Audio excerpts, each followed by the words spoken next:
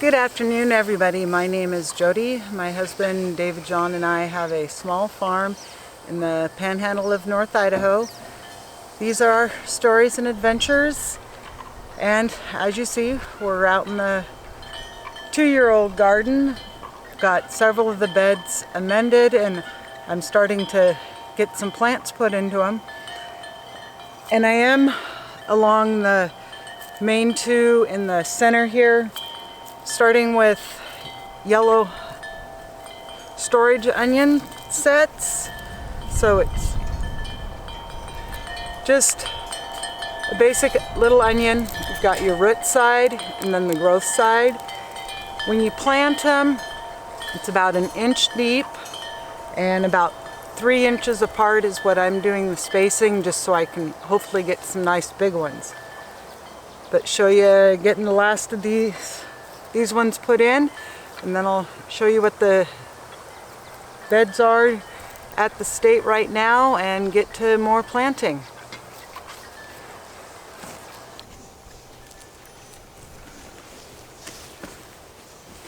So like I said, you're wanting about 3 inches apart. Got about 2 inches from the wall here, but I think that'll be fine. So I'm just poking a hole, plopping them in.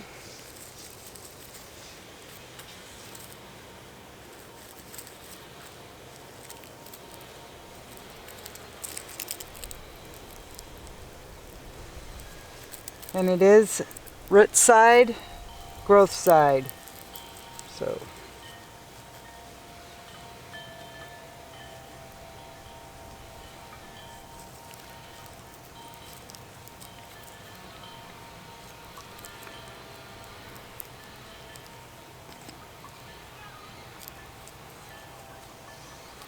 and whoever weeded this did a bad job, I was noticing.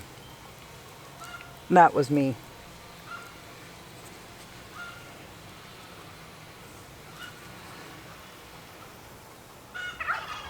So that gets me 100 onion sets put in.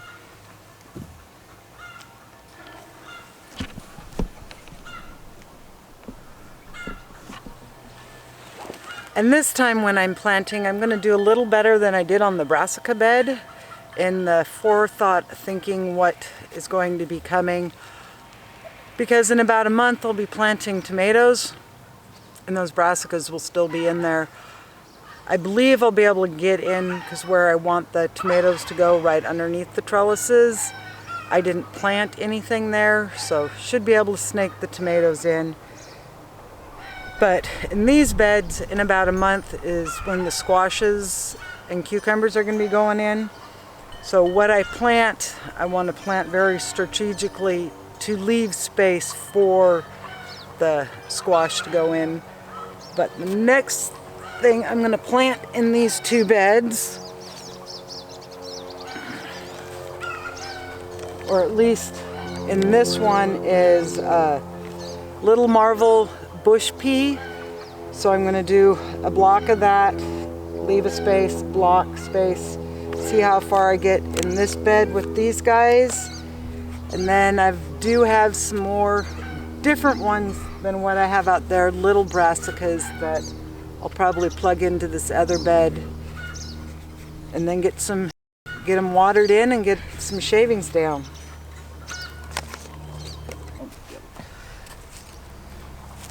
So I don't have a huge amount of these to plant, but I did soak them so they are good and hydrated. And they're the 1.5 inches.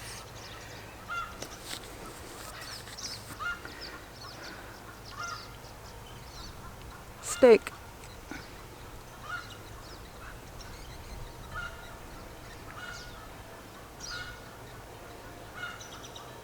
Because they are little older seed, I'm gonna do 3 in each hole just to guarantee all 3 are gonna germinate. Leave yourself space to be able to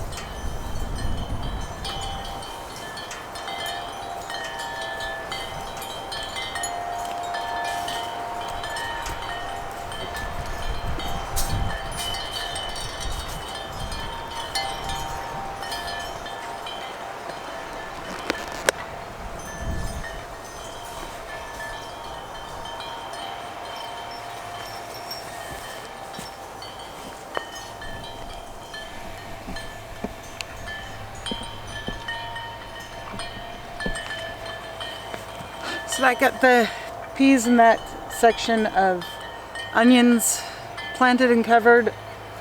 Got to go through and get the rest of them covered and go grab the other brassicas out of the seed shed and get those down and get some shavings on this bed. So here you can kind of see the idea behind the block planting. So I've got 6 broccoli there, empty space for squash, 6 cauliflower, empty space, 6 broccoli, empty space, and then more cauliflower. Same concept over in this bed. And then it goes down and we'll have an empty space and then the peas. But I brought my lettuce starts out and because they still look kind of puny, but they're actually looking better now that they've been out here about a week waiting to get transplanted. But need to go through and get all of those guys put into this bed.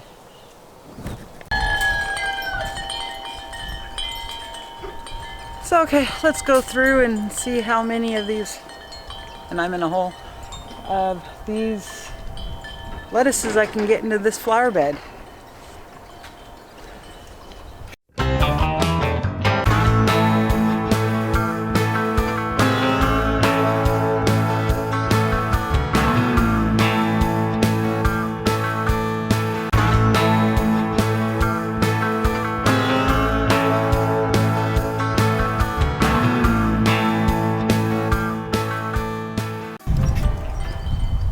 So, still have some lettuce that I'm not sure where I'm going to plant it, but I've got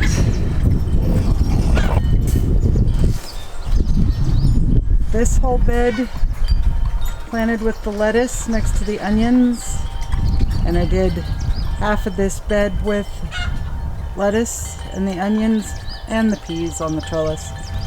But on this half of this one, and that spinner will show you how windy it is. On this half here, I'm going to do the Beet Tall Top Wonder.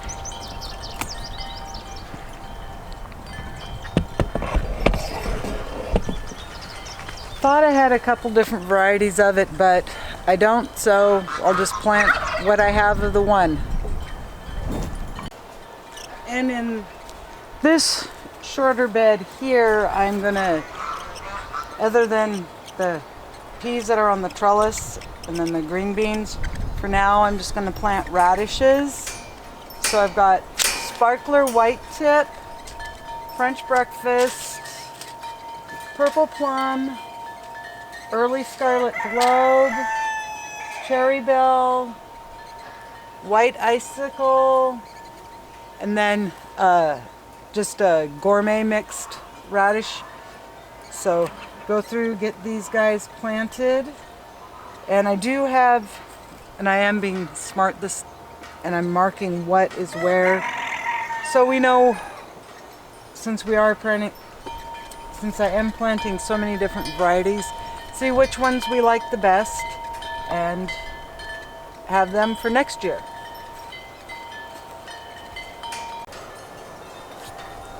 So in this last raised bed, I'm going to do spinach, kale, Rega Jack, or Russian red, Swiss chard, bok choy, another type of Chinese cabbage, and then my carrots.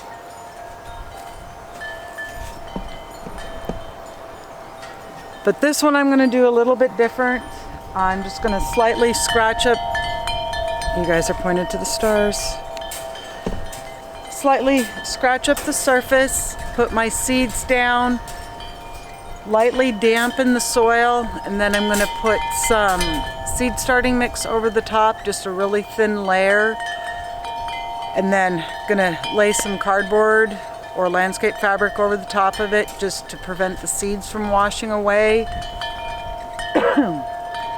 I've never had good luck growing carrots, and other than this batch of lettuce had never really done well with direct sowing them, so I'm gonna try this, see if this works. Running out of ideas, but that's how a lot of people, or at least they're putting the cardboard over their carrots till they germinate. I know, you're going cardboard and this wind.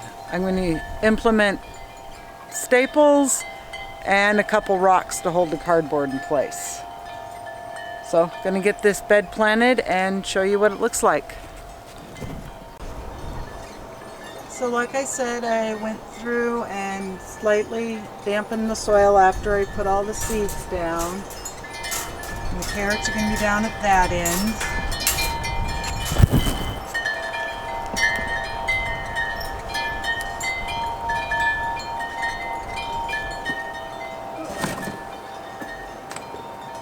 And part of the reason I'm using the seed starting mix as a thin layer over the top is I had some left over and it's just going to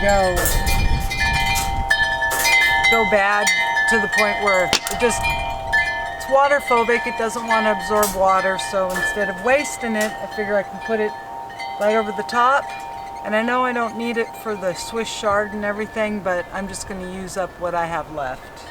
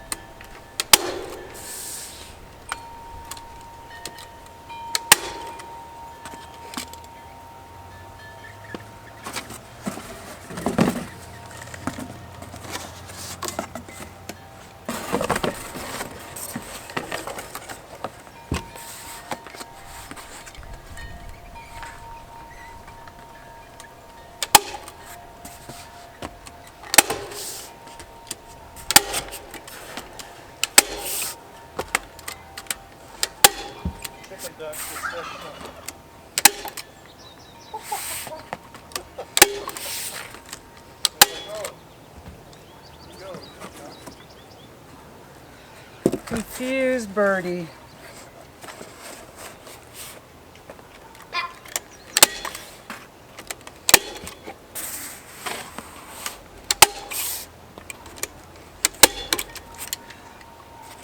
So hopefully in a week we'll pull this cardboard off and we'll have carrots and stuff germinated. So I'm going to get the rest of this covered and watered in, and not sure what else we got planned, but that pretty much gets what I've got done in the garden planted and ready for the next go. Well guys, that's gonna end this video for today, but I do have some really exciting news to share with you. Darla and Ian on May 1st were able to welcome baby Cairo into the world. He was born 7 pounds 14 ounces, little over 20 inches long, and I'm going to show you a couple pictures of him, and yes, he is as fat and squishy looking as he looks like in the pictures. He's a good, healthy baby. Mom and Dad are doing great. Darla looks amazing. So don't forget to hit the like and subscribe button. So gonna say goodbye for now, and we'll see you guys on the next video. Bye.